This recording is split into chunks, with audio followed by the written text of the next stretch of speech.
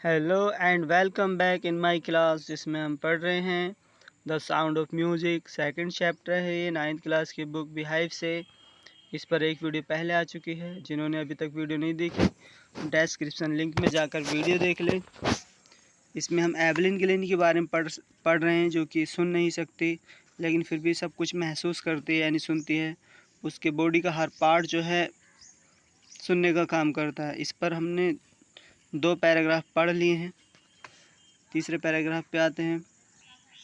जैसे ही Evelyn Glenny को उसकी सुनने की क्षमता मतलब ख़त्म हो चुकी है ये पता लगा, तो उसे क्या है, सब कुछ लगा जैसे ख़त्म हो चुका है, सब कुछ अंधकारमय हो चुका है।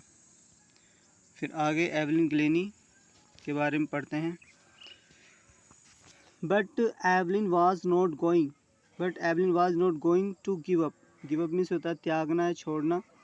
एवलिन ग्लेनी नहीं जा रही थी छोड़ने के लिए, त्यागने के लिए, या हम कह सकते हैं एवलिन ग्लेनी हार मानने वाली नहीं थी, हार मानने नहीं जा रही थी। She was determined. वो क्या थी? डिटरमाइंडेड थी, दृढ़ निश्चय थी। टू लीड, जीने के लिए। ए नॉर्मल लाइफ, एक सादा जीवन, एक साधारण जीवन। उसने दृढ़ निश्चय कर लिया था सादा जीवन जीने के लिए, साधारण जीवन जीने के लिए, औरों की तरह।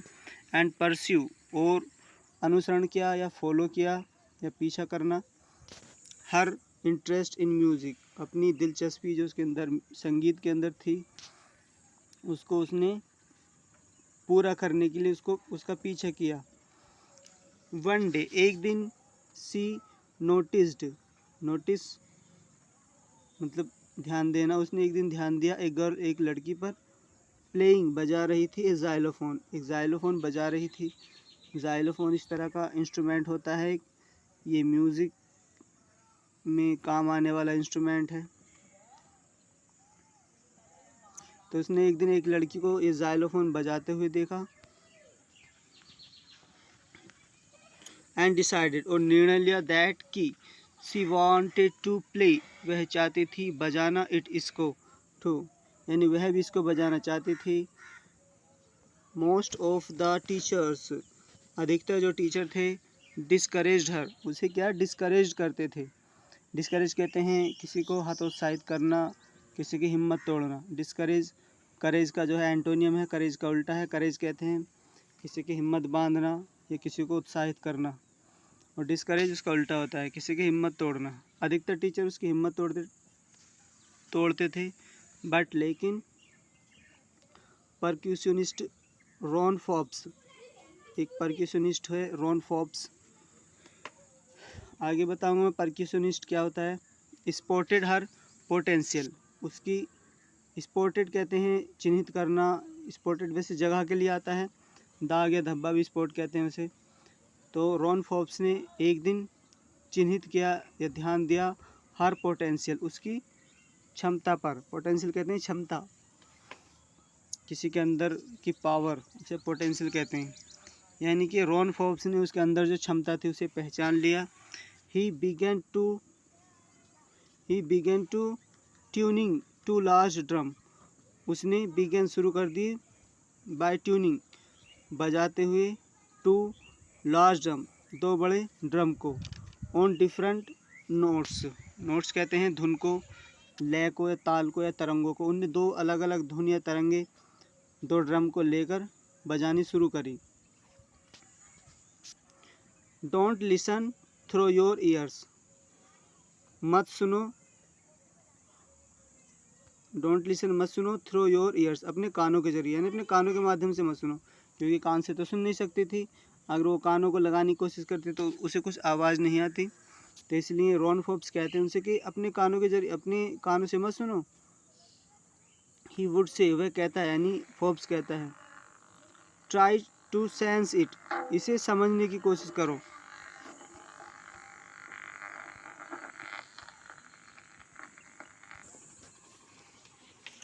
तो एवलिन ग्लेनी जो कि सुन नहीं सकती, उनके अंदर जो पोटेंशियल पावर है, जो क्षमता है, उसे रॉन फोर्ब्स पहचान लेते हैं। ही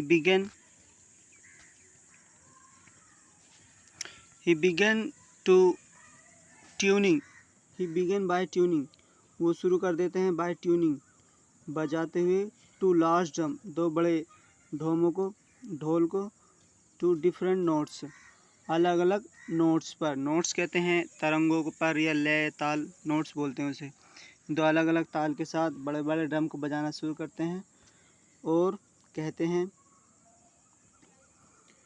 he did not listen, don't listen through your ears, अपने कानों के जरिए मत सुनो, यानी अपने कानों से मत सुनो, क्योंकि कान तो जो उसका फिजिकल पार्ट जो डैमेज है वो कान ही तो है, कानों के जरिए मत सुनो। ही वुड से, वह कहता था, ट्राई टू सेंस, इसको समझो, यानी इसे समझने की ज़रूरत है ना कि सुनने की, क्योंकि वो सुन तो सकती नहीं थी।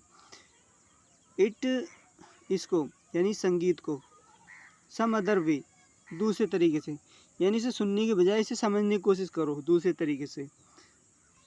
सेज एवलिन, एवलिन कहती है फिर, सडनली, अचानक ही, आई रियलाइज्ड, मैं समझ गई, I could feel the higher drum, मैं फील कर सकती हूँ हायर मतलब बड़े वाले ड्रम को, फ्रॉम द रिस्ट अप, यानी अपनी कमर से ऊपर को मैं बड़े वाले ड्रम की धुन को जो है अपने अंदर फील कर रही थी, महसूस कर रही थी। एंड लोअर, और जो नीचे वाला ड्रम था, जो छोटा ड्रम था, फ्रॉम द रिस्ट डाउन, कमर से नीचे, यानी जो बड़े ड्रम को मैं उसे फील कर रही थी कमर से ऊपर तक, और जो छोटा ड्रम था उसे कमर से नीचे तक फील कर रही थी, महसूस कर रही थी, उसकी धुन को मैं सुन पा रही थी।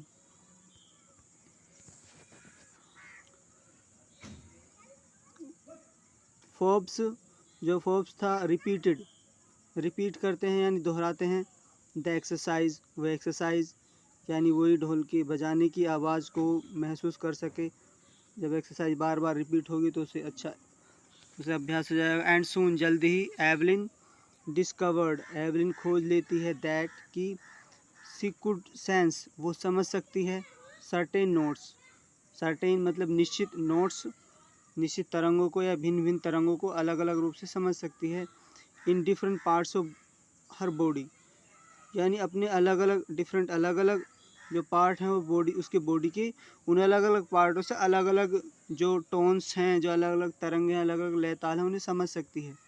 तो बॉडी का हर पार्ट उसको हर लय और ताल को, तरंगों को सुनने के लिए हेल्प कर रहा है।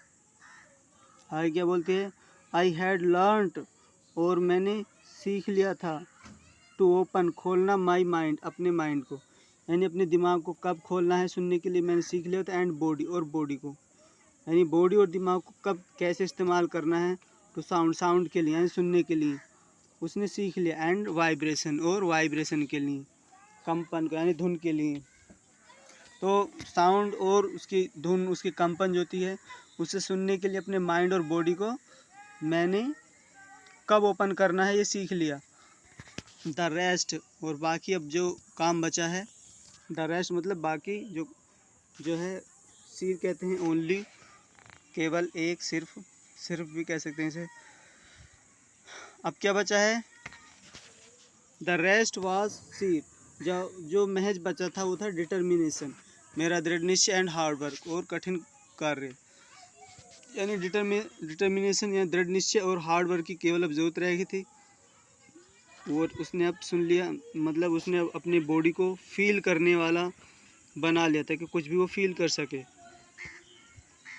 शी नेवर लुक्ड बैक, उसने कभी पीछे मुड़ के नहीं देखा, फ्रॉम दैट पॉइंट, वहाँ से, यानी जब इसने ये सीख लिया कि किस तरह से बॉडी के पार्ट से मैं सुनने का काम लूँ, तो वहाँ से उसने पीछे मुड़ के नहीं देखा, ऑनवर्ड, भविष्य में या आगे। She toured the United Kingdom with a youth, उसने एक टूर किया, तो बात चल रही थी कि she toured the United kingdom, उसने यूनाइटेड किंगडम का यानी यूके का टूर भी किया, यानी यात्रा करी, विद ए यूथ और चेस्टा, एक यूथ और चेस्टा के साथ। यूथ और चेस्टा क्या होता है ये मैं आपको भी दिखाने जा रहा हूँ। इसमें आप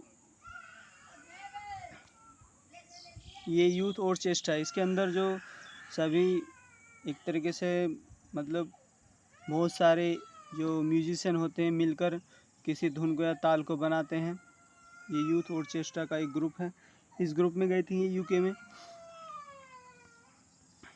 और ये जो होता है ये परक्यूशनिस्ट होता है, जो मैंने अभी आपसे पहले कहा था कि इसका मीनिंग बाद में बताऊंगा। एक ऐसा आदमी होता है जो कि सारे म्यूज़िक इक्विपमेंट जो होते हैं बहुत सारे अकेला ही बजाता है, उसे परक्यूशनिस्ट कहते हैं। और जो एवलिन गिलेनी है, इनका क्या काम था, ये इस काम को भी करती थी और साथ में ये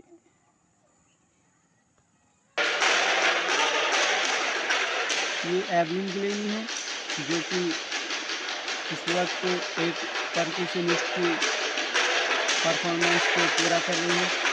ये बहुत सारे इक्विपमेंट, बहुत सारे इंस्ट्रूमेंट म्यूजिक के खुद अकेले ही बजाते हैं, उसे परक्यूशनिस्ट कहते हैं। ये एवलिन गिलेनी का काम था, जिनमें इन्हें महारत हासिल थी।